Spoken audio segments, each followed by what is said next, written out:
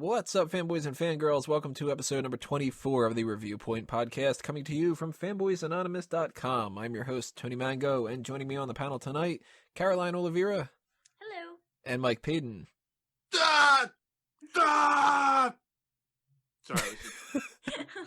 I was acting like Leo was in this movie. You just did about half the lines in the movie. Yeah. Especially the real good "da." I felt it was really capturing the essence of Leo with that first "da." So if you didn't pay attention to the title of this video or anything on the screen or the YouTube description or anything like that, you shouldn't know by now or whatever, but I'll tell you ahead of time. We are going to be talking about The Revenant for this review point. And if you don't know what a review point is, it's pretty simple. We just talk about different things that happen in the movie and we give it a hit or a miss, positive, negative, thumbs up, thumbs down, whatever you want to call it. And we do want to warn you ahead of time, there are going to be spoilers, so if you have not seen The Revenant yet and you don't want to know what happens in the movie, just bookmark this, go watch the movie, and then come back later on. If you don't care, well, then you can just continue listening. And the first thing we're going to start off with is just our overall first impressions. So what did you think when you saw The Revenant and you left the movie theater or you clicked off your screen or whatever the case may be? Caroline, what are your thoughts? Oh, that blood. That was like definitely my favorite part of the movie, all the bloody scenes. And that, and also how Tom Hardy is amazing. I think those two things were definitely in my mind after I left the theater. If Tom Hardy would have just been bloody the whole movie, it would have been amazing, right? Oh man, but he had that cool scar. Paden, what were your first impressions? I was interested because I am normally a fan of the pioneer America setting, and I feel like it's something that doesn't get used enough in movies, video games, what have you.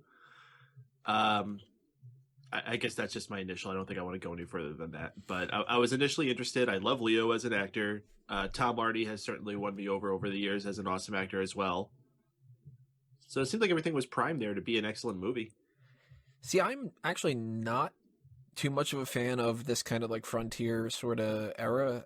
There's actually not many eras that I normally like, period. I guess I could say, like, you know, you go back to the Westerns and I'm like, nah, I don't really care about Westerns. You go to the 1950s and I'm like, nah, I don't know about the 50s. Like, really, like, the setting of a movie doesn't add much to me. It either takes away or it's just kind of there. And I'm happy that this wasn't so deep into that culture that it could take away from it. Like, I kind of feel like this movie, for the most part, is almost timeless in a way. Kind of. I mean, obviously, they don't have cell phones, they don't have GPS trackers and stuff like that, and that would make a big difference to the movie. But, like, the basic plot is really, really simple. And Right.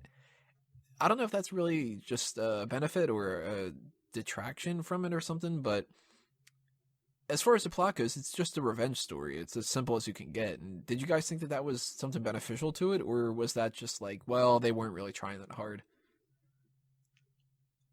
I think the movie itself was just so rich in so many aspects. I enjoy a good revenge story. If it's done properly, it's a very powerful thing. Yes, like it's a simple plot. Like, oh, you kill somebody that I love, I am going to hunt you down. Yes, and so many movies have used that before. But I don't know, like this movie to me, maybe it was the setting. I am with Paden. I like movies set in different times, especially in the past. I think it was a plus for the movie. Paden, do you think that was a little too simplistic, or is that a good thing? See, I disagree that this was a revenge movie. To me, this was a survival movie. And it was a survival movie for many different people. It was survival for Leo, who was left for dead, buried, mauled with all of his wounds.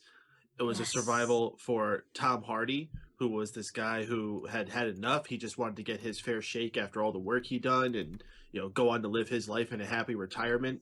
That whole entire crew of the American guys, you know, they got attacked by Indians. Over half of them get slaughtered, so the other half of them are trying to survive.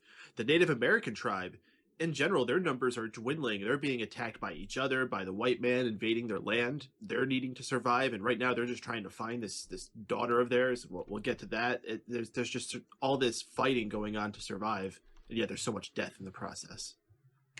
Yes. Very good. Yeah, I didn't think about it as a survival movie more. I guess it's sort of just a combination of the two. Sort of depends on what part of the movie you're watching, I guess. So let's start talking about characters. I mean, I would say one of my issues with the movie is I left not knowing really more than like 4 characters all that much. Like, I mean, there's Hugh Glass, there's Hawk, there's Fitzgerald, Bridger, and then the captain. And then outside of that, like, does anybody remember who the other people were that were a part of their party? There was that little kid with the bratty face. Well, that was Bridger. Yeah. I actually liked Bridger. Yeah, I liked Bridger too. You know what? Let's start off with Bridger. Why not? You didn't like Bridger at all? He kind of reminds me like if Sid from Toy Story grew up. Oh my god. Well, that actor's ruined for now. Yeah. That's why he was so familiar looking.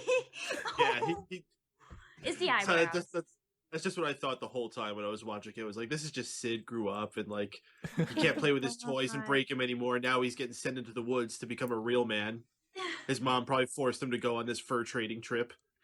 Like, it's about time you got out of the house and did something with your life. You're just a trash man. Because that's all he is in the 3rd movie. He grows up to be a garbage man. See, I saw the kid, whoever plays Bridger. Let me pull up his name while I'm talking here. But Will Poulter. I had seen him in the first Maze Runner, and I thought that he was pretty good in that. And when I saw him in this, it was just like, oh, cool, he's actually getting more work. That's awesome. Like, I want this dude to be Eddie Brock in a future Spider-Man movie or something. And when they were kind of like messing around with the idea of maybe he would be sort of on the bad side, maybe on the good side or whatever, his comeuppance really is sort of just glossed over a little bit. I mean, the captain is like, Bridger, you know, you're a dick. And Leonardo DiCaprio's character is like, nah, he's all right. And then they kind of just leave it. Do you think that they should have had some kind of a scene where maybe they explained it a little bit better? Like, what happened? Did he get punished beyond that, or did they let him go? I assume they let him go. Yeah, I mean... Yeah, I don't think that's something you really had to have clarified. Yeah. Once everything got cleared out, and somebody actually, I think it was Leo's character himself, told the captain that he didn't have anything to do with it. You know, he was fed wrong information. Yeah, of course, the captain died, so I don't know if that information was ever relayed to the rest of the crew. That's where I kind of would have liked to have some kind of clarification, because Tom Hardy's character says, you know, well, he tried to stand up for it and all that. Like, he goes to bat for him, and then they still are like, you know, you're a jerk and whatever. And then DiCaprio says that. But there would have been kind of, I don't know, maybe like, this is totally nitpicking, by the way, if there would have been like maybe one other person in the room and the captain would have said like, all right, let Bridger go. Or, you know, one quick line. It might be a deleted scene or something. I don't know. Yeah. It might have helped, but I mean, Leo makes it back alive. So I would assume, first off, Leo probably takes over as captain. Well, does he make it back alive? Why wouldn't he? I don't know. I mean, the end of the movie is him kind of like looking up and he's like half dead and it fades to white. If I remember correctly. Saw this the other day. So, I mean, it could kind of imply that he died after that. Like, my mission's over and now I'm dead. Well, it could also be that his vengeful spirit died, so he could be alive. I guess it's just like whatever you take from it. If you want to believe that he was alive, I want to believe he was alive, and that he came back, and that everything was a little better in his life. Because poor guy, gee. I guess it's just more of a metaphor thing, because it's based off of a book, and I guess the guy lived in the book. Oh yeah, this is a good point. So I guess that, you know, he had to have lived to be able to tell the story. But yeah. I don't know how much they, you know, they apparently in the book he actually doesn't kill anybody. He like gets them arrested or whatever. It's based off a true story. So That sounds boring. They kind of made it more like, instead of him going like, I don't like this guy, and them going, oh, okay. It was like, I'm going to kill you. Yeah. Much better. But let's go back around to Hugh Glass here. First off, funny ass name, Hugh Glass. Only would have been better if it would have been Hugh Jass. Just laughed my ass off the whole movie. as far as his acting goes, DiCaprio is getting a lot of attention. A lot of people think that he could end up winning Best Actor. Other people kind of saying he doesn't deserve it, and that somebody like Michael Fassbender should win for Steve Jobs, and a couple other people, in the mix as well. What's his name for Trumbo, and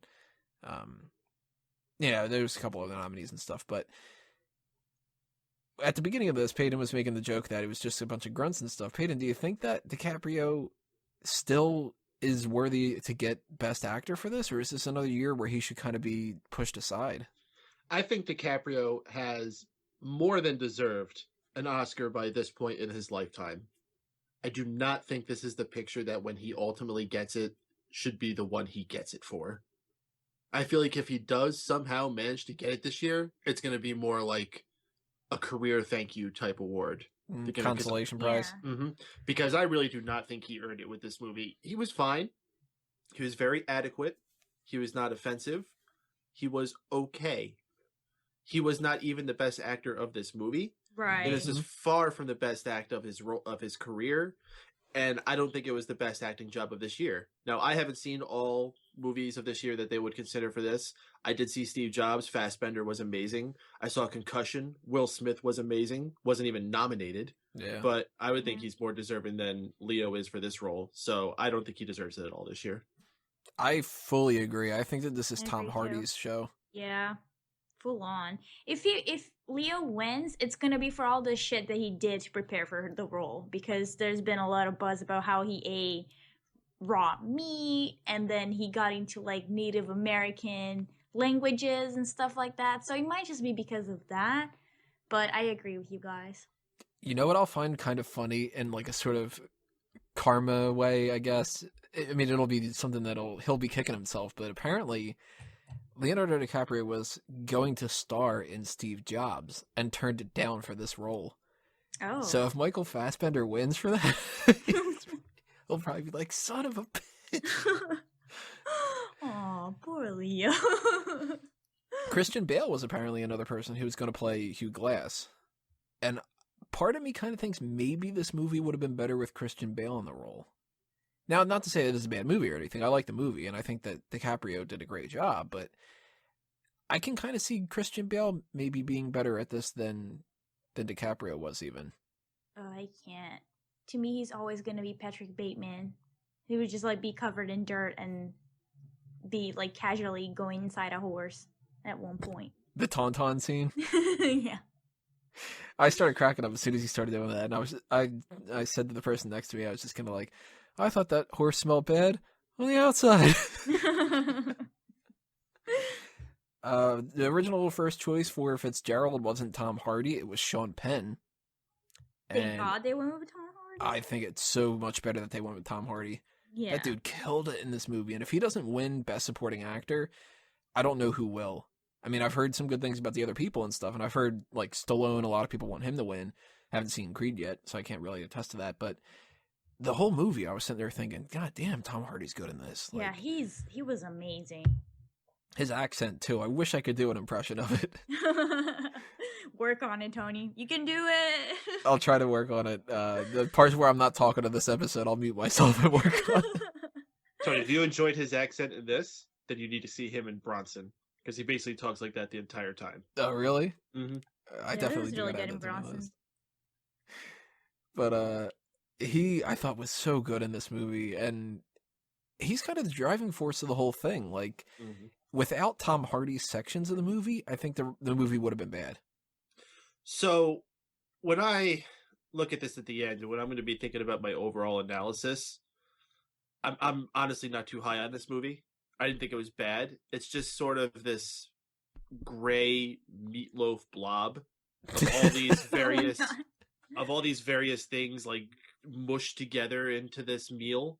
And like you got this decent Leonardo meat base holding it all together. There's all these other things there that are okay, but all together it just kind of gets muddled.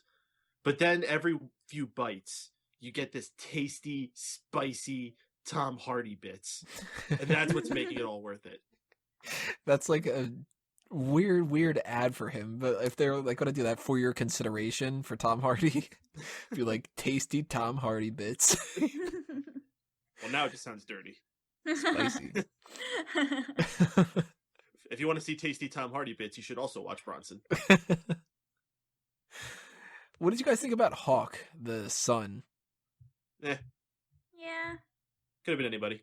Were you kind of, this sounds a little mean, but kind of happy to see him get killed? Oh, yeah, he was annoying. All right, good. I'm not the only person that's thinking this. I was waiting for him to die. I mean, I knew he was going to die because the trailers flat out say he killed my son. And it's like, well, that's his son. Unless there's some weird ass plot twist where some other kid's his son.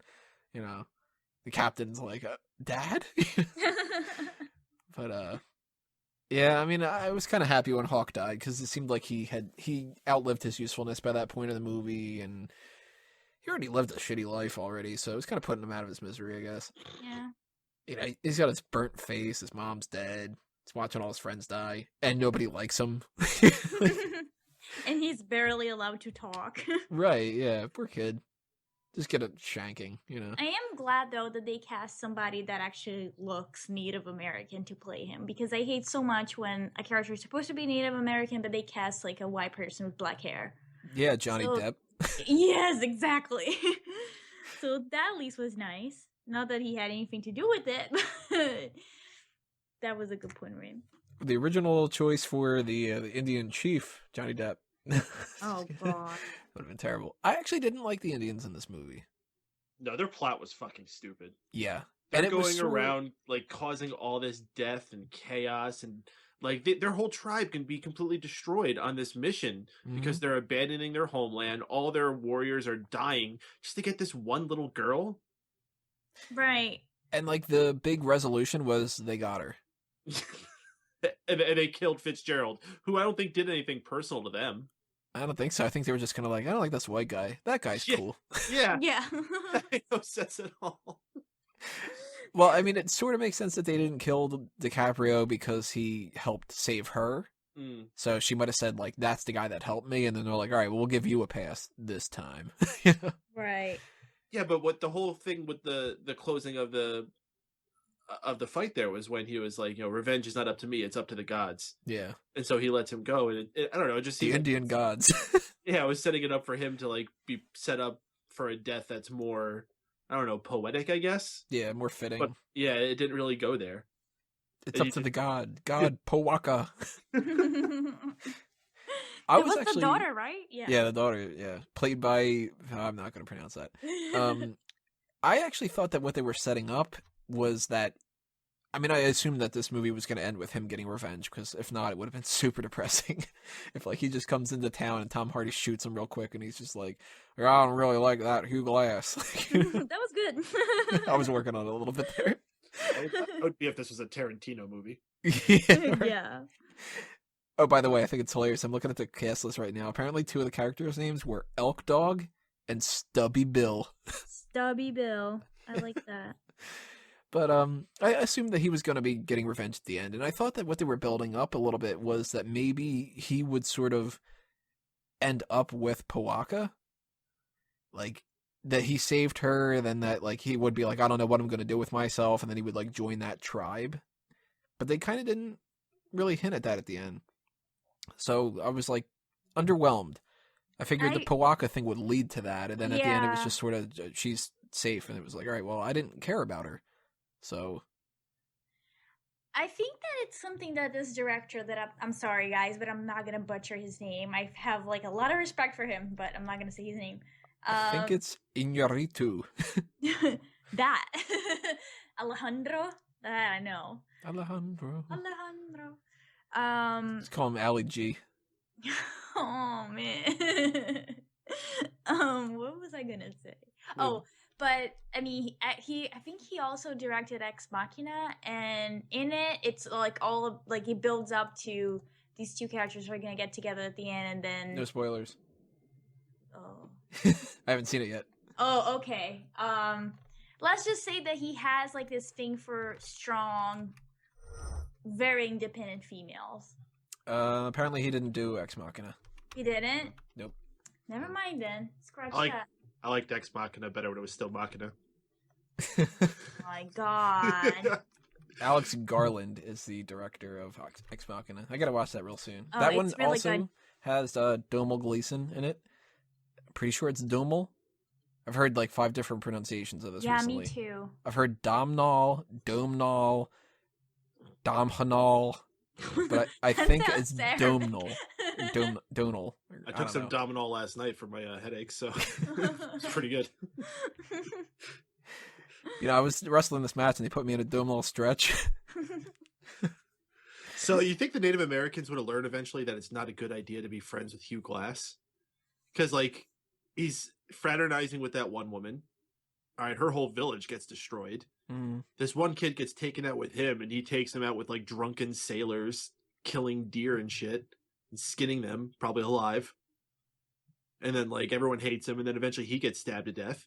Then he meets that one random Indian that they're just, like, eating its rare carcass. Like, you have fire right there. Put it on there and cook it for 5 seconds. I thought the same thing. He takes the bite of it, and he's just like, oh, like, I'm going to throw up because this is gross. And I'm like, dude, you got a stick. You've got fire.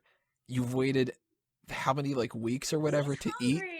Put it in the goddamn fire. You know what I mean? Like, and if the Native American would have been like, we don't do that. We just eat it like that. He would have been like, yeah, well, I'm fucking Hugh Glass. Hugh Glass. Shut up and get me a knife. Yeah. I did feel kind of bad for that one Native American, though, being the sacrificial lamb. Yeah. Squano or whatever his name was. Squano? Guano? What was his name? Did he say his name? I don't think he ever did say his name, but he did tell his backstory. Yeah. Is he Elk Dog? He might be Elk Dog. Elk Dog! Yo, Elk Dog! Right for his rap career. He's not Stubby Bill, I know that. Are you sure that's not the casting of, like, one of the dogs that helped them hunting the elks? That's the bear. Bear's name's Elk Dog. Yeah, apparently he is Elk Dog. Dwayne Howard. What a... That's a really white name for that guy. My name, Elk Dog, otherwise known as Dwayne.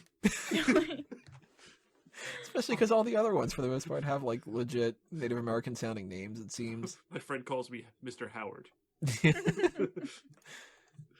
Oh, speaking of the bear, how awesome was the bear? Oh my god, so awesome. I feel really bad that those cubs were left without their mom or dad or whatever, but that scene was so good. I don't even know how they shot that. I mean, yeah, CGI, but it was just so good.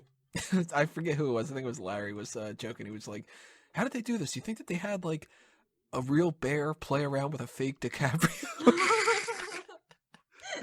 Or awesome. Do they have, like, a guy in a bear suit? Oh my god. Wow, really? Yeah, I'm like, oh, this is CGI, bro. Hard. Yeah, it's like I actually didn't think the CGI was that good. Really? You really didn't think so? No, I thought it. I don't know. It helped that it was so faded into the grays that there were on the screen, but it really stuck out to me. You know what really bothered me the most was the fact that they had to have the bear snort out a mist onto the screen. Oh, As yeah, if, I didn't like like the that. camera was actually there. I was like, oh, come on. DiCaprio did that at one point, too. That. He was breathing and it ended up fogging up the screen. That was a little bit like you couldn't have fixed that. And I think a little piece of snow fell on the screen, too. Oh, there's blood that falls on the screen, too. I think that was awesome, though. It was like, I'm there. Those could be my eyes. They're I'm the bloody camera. now. I'm the camera. It's just kind of a weird fourth wall admission you shouldn't do in movies like these. Yeah, I mean, if it's the type of movie like Cloverfield where the camera's actually a character, and one of the characters is named after a camera, HUD, which I thought was hilarious. Which, by the way, a surprise trailer for a sequel to that just popped up today. Yeah, what the hell? I don't know what's going on with that. 10 Cloverfield Lane. Go check that out, everybody. I'll totally be watching that, I'm sure. And I won't be throwing up. I was one of those people that actually could stand the movie like that. But I thought that it was a little bit weird. I mean, there were some weird things throughout this movie that were either a positive or negative. And I think one of the main things that I would give a huge thumbs up to, the visuals in general, outside of those little hiccups. Holy crap, this guy did such a good job with the natural lighting. Yeah. And just like it, the snow looks like so crisp and it looks like it's all clean, and the running water and like the streams and stuff, like you kind of want to just drink it. You know what I mean? Like, unless there's like that dead scene people where in it. they're looking for glass during the nighttime, and it's just fire and everything's dark around them. I felt like every single shot kind of looked like a photograph that we could just print it and have it on your wall. It will look good. It was really beautiful. I think this is a shoo-in for best cinematography. Ooh. Yeah. There's only 2 movies I think that could actually put up like the slightest bit of a fight against it, and that's Mad Max and Star Wars. Yeah, see, I was gonna say Mad Max. Well, Mad Max, I think it's going to get a lot of the other, like the lesser kind of ones. I mean, we'll be giving a breakdown soon about some different predictions and stuff like that, but I think that Mad Max is more along the lines of like the best sound mixing, best sound editing. See, I think those are Star Wars. Oh, see, I picture Star Wars is only going to win best visual effects. Oh, it's so fucking stupid. Yeah. Just nominate it for a real award already. And black people too, because apparently that's a problem. Right. Yeah. I mean, it doesn't matter if we have like a Spanish guy winning this and like all over the place. Women getting nominated for this, men getting nominated for that, old people, young people, but it's just there's not enough black people, I guess. I don't know. I don't really hear any complaints that Elk Dog didn't get a nomination. I'd be just another white guy, apparently. Yeah, good old Dwayne. But visually, I thought that this movie, that was the best part of the whole thing. I'm going to just kind of bury the lead. That's my biggest hit of the whole movie is, if it's not going to be Tom Hardy, it's going to be the visuals. See, we're going to disagree here. I think the scenes were laid out all very nice. I think the character, not the characterization, but the composition of every scene looks good. I just think one of the worst things about the movie is its color palette. It's Too just gray? too gray, Oh, no. too much. The only way that I could really think of that as a positive is that very scene that Caroline mentioned when they're in the woods with the fire sticks, how vivid that red looked after all that goddamn gray. It looked beautiful. But besides that, there was just too much gray all the time, and for such a long It's a gray movie, story. It's a very dark story. Like, it makes sense that it's gray and it's colorless and it's cold. it is, but loved it's in the forest. You know, and there should be No? this sort of juxtaposition of the beauty of nature and all this savagery going on inside. You don't of it. think like every time we saw nature wasn't beautiful just because it was gray? Absolutely. No, you know what? There's that one scene when he's walking in the plains and he comes across that herd of buffalo charging, and that should have been so much more beautiful than it was, but because it was so gray, I was just like, eh. And then the wolves came in and attacked the one buffalo. So I'm curious love because I didn't see the movie, but wonder which one's grayer, this or the gray? Or the gray. I'm hoping the gray. But I can see the complaint about it being too gray. But at the same time, I kind of think that sort of worked a little bit to make it more bleak.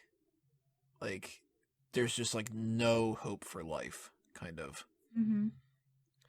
But even beyond the gray kind of color scheme, I think that just we had a couple shots of just like trees and, melting snow and stuff like that. And even then I was like, you know what, I would watch a whole, there's all like Franklin Institute kind of things where it's like here's a big documentary about dolphins and that kind of thing. I'm like, I would watch a whole thing just about like this area. And I generally don't give a shit about nature.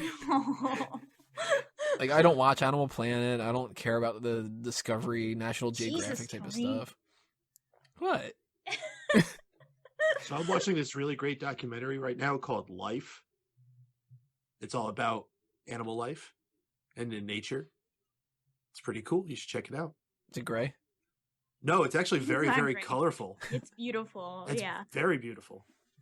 What was it? Was that the name of the same thing that came out a couple years ago with like the penguins and stuff, or was that something else? I think you're thinking of Blue Planet, which is also Yeah. tremendous and a That's it. must-watch.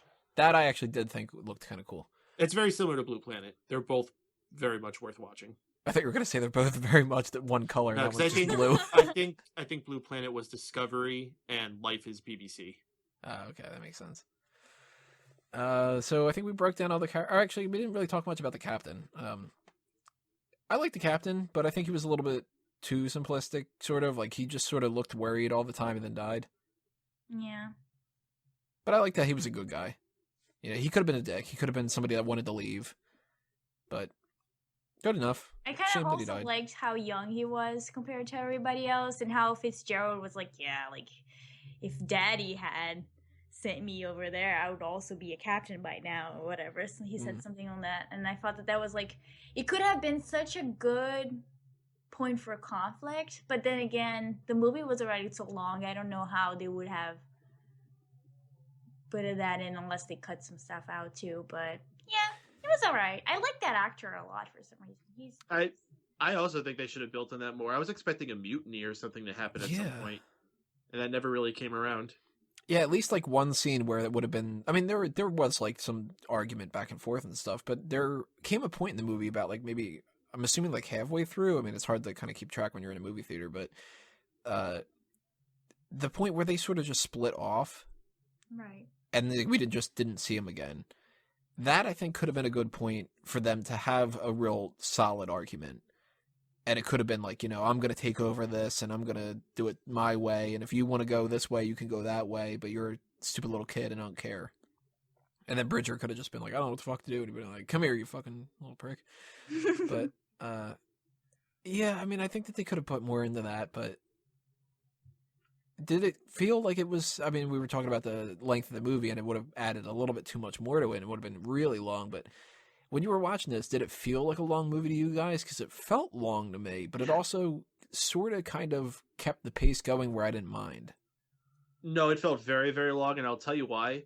And I don't know if we were going to talk about these specifically, but there was a lot of just stupid, artsy, fartsy scenes that would go on for minutes at a time that I could not stand during the movie, and I think that's what really made it feel long. The ones of like him just walking.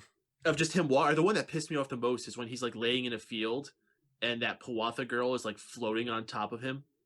Oh, yeah. It's like, what the hell? Where'd that come from? Oh, God, I wish I could remember the joke I made in the movie. I made some kind of a joke about something with...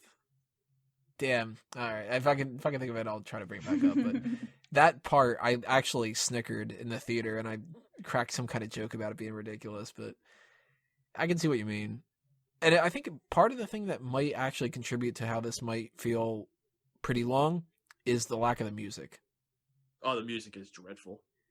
Well, I liked the music, but even the music itself is only one song, I think, in the entire movie. Right. And it actually takes 6 seconds between each note. I counted because I was just like curious. Where it just kind of goes like, blah. It's like, oh man, like this is taking forever. I kind of like the lack of music though, because there was so much breathing in the movie that again, like it made me feel like I was there. It was a very immersive experience for me in that way. Because I mean, I didn't study, you know, this sound design and stuff. Not sound design, but like this time of you guys' history at all, so I kind of went in like not knowing a lot about it. I mean, I guess I had some ideas of how scary and dreadful things would have been at that time, but to me, life fucking sucked. You ever play Oregon Trail? Oh my God, Oregon Trail, that pissed me off. I always got gangrene and shit. Fucking typhoid. You have died of gout, and it was like, I just bought a fucking truck or whatever. Wait, what are you calling wagons? Not trucks. They don't have trucks back then. God damn that game. The only fun thing about that game was when you could hunt for animals. Yeah, but then if like you killed anything more than like 2 deer, it always gave you some bullshit excuse about not being able to carry it. Yeah. You pretty much had to kill like a squirrel. And then you're like, I don't want to kill the squirrel. What is this called again? Oregon Trail. It was like the only game that you could play in school, in elementary school, because they thought it was like somewhat, you know, like somewhat of a learning experience, but it really was just sort of. Oh, the designers of the game were freaking geniuses. Like disguising this game as an educational game, but really it's just a total bullshit RPG game. Oregon Trail, bringing it back. But yeah, life sucked. I mean, one of my big takeaways about this movie was I was sitting there thinking to myself, first off, I wouldn't have even made it to the point of the bear. Oh, yeah. Oh, God. Like, I wouldn't have even made it to the point where the slaughter happens at the beginning of the movie. I would have been dead in like a week. Like, oh, yeah. I would probably be like a stillbirth, like pads on. Yeah, just fuck this shit. They were talking about the struggle of their situation from the very beginning, where they were talking about how they were running out of food and they were stuck in these woods longer than they were supposed to. So these were guys who just signed up for like a month worth of work, and now they're out there for like an extra month. Yeah, you got to figure out how you're going to get clean water. You got to figure out how you're going to survive through the night, because you could get frostbite and die. Like, well, frostbite, and you got to be fear of like bears.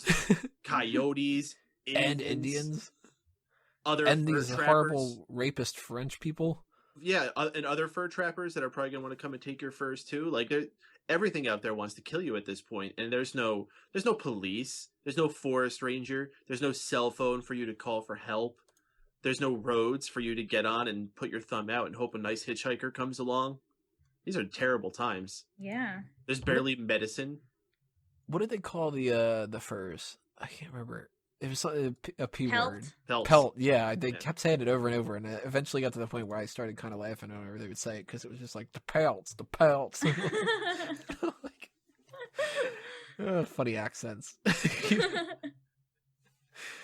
But yeah, I would just be screwed in this type of environment. Like, you're seeing somebody like DiCaprio's character. He's like shot, and he's running down a river and just washing up on shore and cauterizing his wound on his neck and whatever. Oh my god, like, I love that scene so much. Oh my god, I was like, I got so excited over that scene. You guys have no idea. I was like squirming in my chair. I'm just kind of like, oh god, he's gonna. So good when when he drinks the water and the water comes out of the wound. It's like, oh, this is I'm pretty so sure good. the reaction for that wasn't it was supposed to be. Oh man, I love that scene. So, I think that's kind of all the notes that I had written down or whatever like that. But if there's anything that you guys want to throw out there, what your biggest hits, what are your biggest misses, any other kind of topics we haven't touched on yet? This movie reminded me a lot about Castaway, the Tom Hanks movie. I got a lot of echoes of that movie in this one. Only it had more of a cast, which was an advantage it had over Castaway. Castaway? I mean, come on. But yet, I still think Castaway had more character. Well, maybe if he would have taken the little spiral flask and put hair on it, named it Wilson. But what were your biggest hits and your biggest misses, Paden? Biggest hits would be Tom Hardy. I guess the practical effects of the wounds always looked really good. Like, there was the one scene when the Indian was treating Leo's wounds in that little tent he made, and you could see just how, like, there were these open wounds that were being held together by these tiny little stitches, and so you could see the exposed muscle and everything underneath them. That was pretty awesome looking. Misses, as I said, the colors were just terrible. The side casts, there was really nothing interesting going on there with anyone besides Tom Hardy. Overall, the movie just felt a little too long and a little too dreary for my tastes. It wasn't a bad movie. It just wasn't a great movie. I'd give it a 3-star rating out of the whole 5-star thing. So I can't hate it, but it's nothing that I'm looking at and be like, oh, this is best picture of the year, or Leo deserves an Oscar for this. I don't think this movie really deserves any awards except for maybe Tom Hardy's performance. Not even cinematography? Not even cinematography. Only because I think there was 2 or 3 better options in this one. Caroline, what about you? Any big hits and big misses that stand out? Overall rating of the movie? Yeah. Well, I definitely agree. Tom Hardy was amazing in this. Amazing. Makeup in this movie to me was beautiful. Like, the wounds were super realistic. They get infected. They changed appearance throughout the movie just as they should. Amazing. Like, that is so beautiful, and I can't imagine what they went through having to do all those applications under those weather conditions and all that. Like, amazing. I love the colors. I love the color palette in the movie, the cinematography. I did enjoy the camera getting dirty. I kind of like that crazy stuff. Yeah, and costume design too was pretty good. Misses, I would say definitely too long. Like I had to go to the bathroom really bad, and then I couldn't really focus on the movie, and that sucks. And I feel like a movie should be as long as your ability to hold liquid in your bladder. I had no issue. Well, I did. Okay, I was like drinking a lot of Coke, and I needed to go to the bathroom, and a mess. That's when you soak it up with popcorn. I didn't have any popcorn with me. I only had money for a stupid Coke. Anyway, not stupid. I love Coke. Yay. Coca-Cola, not. Yeah. Yeah, and I think I'm gonna give it like a 3.5. I think that if he gets an Oscar, it should be for maybe like best makeup if they still have that award. I don't even know. And Tom Hardy should definitely win. So I would say, I mentioned it before, my biggest hits are probably either the visuals or Tom Hardy. I think that Tom Hardy, if I've seen the other performances, I'd be able to judge it better. But right now, not having seen all of them, I would totally be up for him winning Best Supporting Actor. I think that he kind of deserves it. Maybe there's better options. I don't know. I'll have to watch his movies over the next couple weeks and stuff. But if not, I think that this could win and maybe should win Best Cinematography. And if Star Wars won, I would not be upset because I love Star Wars. And if Mad Max won, I haven't seen that yet, but I've heard good things. So if that won, I wouldn't be too surprised either. My biggest miss, probably that Caroline chose Coke over popcorn. No, I think the biggest miss is that there's no real payoff with Pawaka.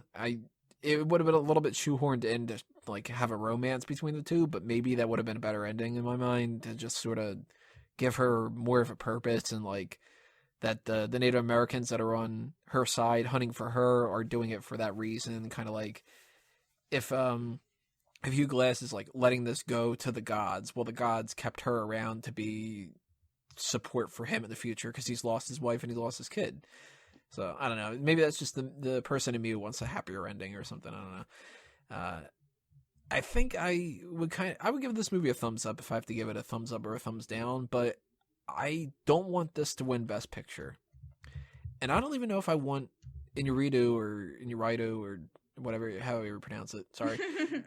I don't even know if I want him to win Best Director either. And a lot of people are talking about how he's almost a shoo-in, but I don't know. I mean, I look at some of the other people that are nominated right now, and I've heard amazing things about Adam McKay's The Big Short. I've heard, of course, nonstop stuff about George Miller for Mad Max. Yo, how hard is it to tell Leonardo DiCaprio and Tom Hardy to act good? Right, like you don't deserve an award for that. I mean, he deserves credit for like getting a lot of things put together, but you can't give him the Best Director award for the cinematography. You have to give the cinematographer the award for that. Right. You can't give him the award for the visual effects of The Bear. You need to give that to the visual effects team. And it's nominated for that too, but it damn sure isn't going to win that. You can't give him, say, like, screenplay or stuff. I mean, they're not nominated for that or whatever because he wasn't the one writing the screenplay based off of the book as much. I mean, he had some kind of a play into it, whatever. But I think this is one of those pictures where he did a good job assembling a lot of things together, but he specifically is not Best Director this year. And if he wins, people are going to be happy. I'll be a little bit disappointed or whatever. I don't know. I don't really care. But this is not going to win Best Picture. Guaranteed. Good enough movie that I would recommend it to people that like this. But between Big Short, Bridge of Spies, Mad Max, The Martian, I've heard better stuff about than The Revenant. Heard better stuff about Spotlight. Don't be surprised if The Revenant doesn't win. So that's it, I think, for our review point. We just got to go around here, talk some plugs, things that we're going to promote for you guys to check out in the future, what's happening with the different stuff that we're involved in. So, Paden, what do you want to throw out there for the people? Stay tuned to the new megapowersradio.com. Got a whole new website design and a whole new set of shows coming your way. We got the Raw Post Show's an old favorite. The Daceman Show starts a new night on Tuesday nights. Hot Fire Mixtape, a new show hosted by me, bringing you fresh hits every single week. Maybe they're not fresh. Some of them are from the 80s and 70s and 60s. Some of them get quite old, in fact, but it's all fun music, so it's something different than what we usually do around here. Everything else, megapowersradio.com. And for me, at MRPADEN. That's Mr. Paden on Twitter, Facebook, and Instagram. Caroline? Check out Fanboys Anonymous and my website, creepycaroline.bigcartel.com. And that's it. And for my side of things, just obviously keep checking out everything that's coming your way from fanboysanonymous.com, all the podcasts and stuff. If you're on iTunes and Stitcher, subscribe to us on YouTube. It's .com/fanboysanonymous. If you're on YouTube, subscribe to us on iTunes and Stitcher. Leave a rating. Follow us on Facebook and Twitter. Follow the website for different articles that are coming up as well. And for the wrestling side of things, smarkoutmoment.com, the All Talk Show, everything's at All Talk Show, and myself at Tony Mango and at A Mango Tree. So on behalf of everyone on the panel and all the fanboys and fangirls that couldn't be here tonight, thank you all for listening and shooting the breeze with us. Tell us what you think were the hits and misses of The Revenant. Leave those comments below. Make sure to subscribe, as I said, and stay tuned for everything else on the group meeting, the review point, the movie club, and anything else that's happening. fanboysanonymous.com. This has been Review Point, episode 24. I'm Tony Mango, and I'm a fanboy. See you next time, everybody. Geeks out.